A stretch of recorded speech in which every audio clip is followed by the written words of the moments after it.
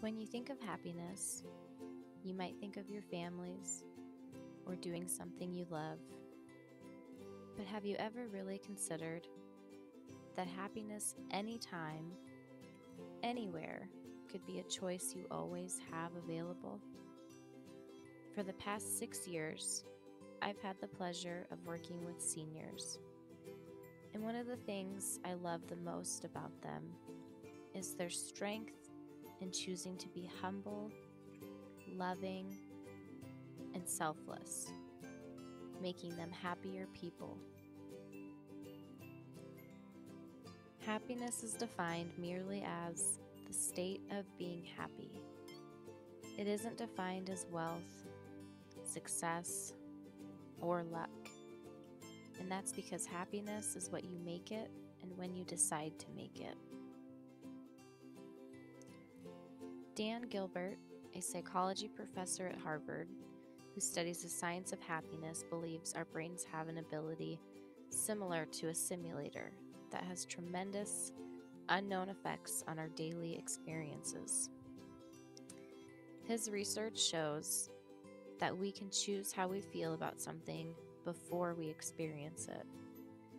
He uses a fun example saying, Ben & Jerry's doesn't have liver and onion ice cream, and it's not because they whipped some up, tried it, and went yuck. It's because without leaving your armchair, you can simulate that flavor and say yuck before you make it. Now, while the simulator sounds like it might be doing us a favor, Gilbert also explains how the simulator has a chance of working poorly. I want you to think of a time when you were looking forward to something and had imagined it going over great, being the most fun or most life-changing thing you've ever done. But instead, after you had experienced it, you were left feeling disappointed or not as pleased as you thought you would be. Well, this is an example of your simulator not doing you a favor. Along with giving us a predisposed idea of our feelings, it can also give us the wrong idea about our feelings, leading us to think of something being worse or better than it actually is. This reminds me of when my kid always wants the newest and latest toy. She'll beg me for it and ask me for weeks and weeks, and finally she'll earn it through doing chores or something, and she'll be so excited at first that she got it, and within a day she's over it and she just decides that it wasn't as cool as she thought it was going to be.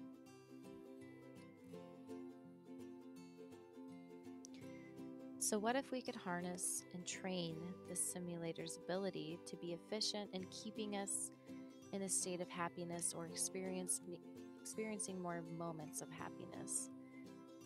My happier seniors have the capabilities of doing so, and it might be more simple than you think. Through being humble and accepting and helping others, these seniors find happiness, and they don't think too much of what might come, but they instead enjoy the now and simply make the most of every moment. Aside from training our thoughts, there are many simple acts one could do to improve their happiness as well as others. If my job has taught me anything, it's that being selfless is more beautiful and rewarding than I would have ever guessed.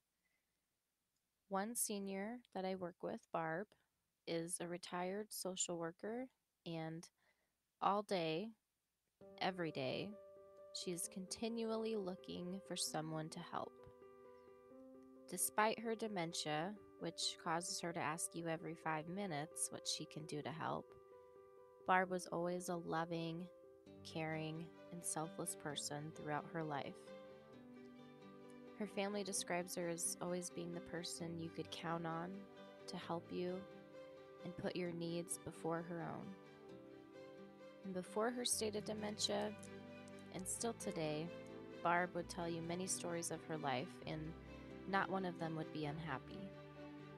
That doesn't mean she didn't often have unpleasant experiences, but rather that she could see past her own issues and help others, which in turn increased her moments of happiness.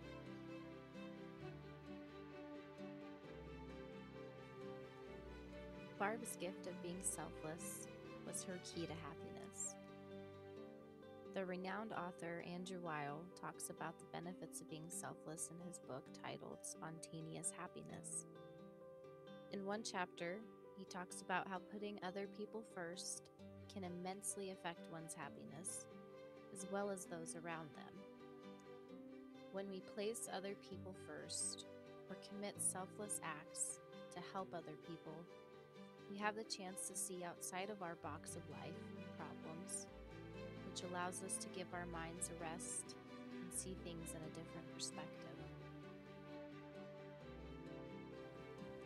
Whether it's paying it forward to the stranger behind you at Starbucks, or volunteering at a homeless shelter, or using one of your many talents to spread joy, there are many ways that you can reach out to help those around you.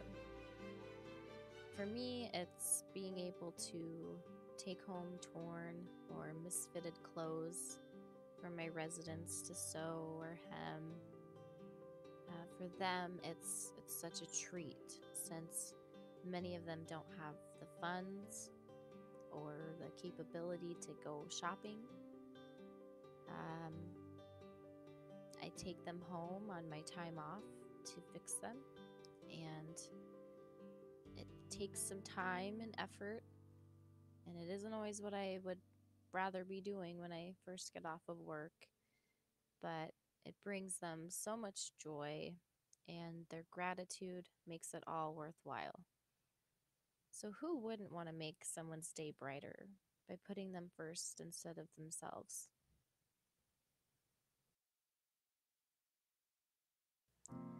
Sometimes happiness takes humbleness, selflessness, and a whole lot of strength, especially after one has been through a traumatic experience. But it's not impossible. That was the case for a good friend of mine who was able to turn a tragedy into something beautiful that became bigger than she could have ever expected. 3 years ago, my friend Melissa gave birth to a healthy and beautiful baby girl named London.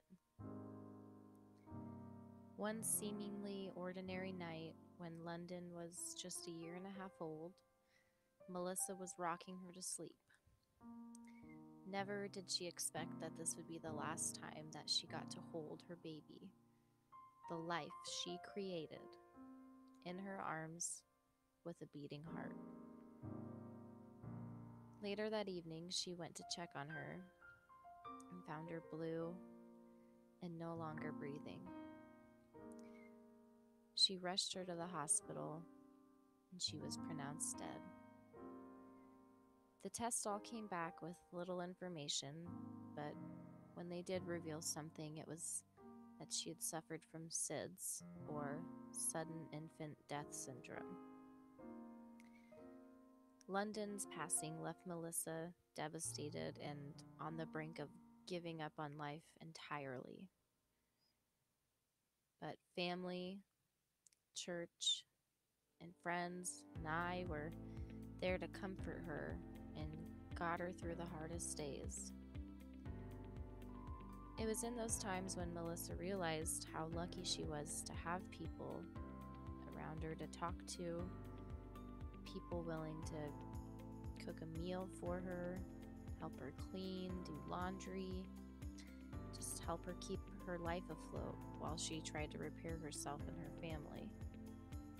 So a year later, Melissa and her husband, who was a counselor, started their own nonprofit business to help others who lost loved ones or had been through a tragic event.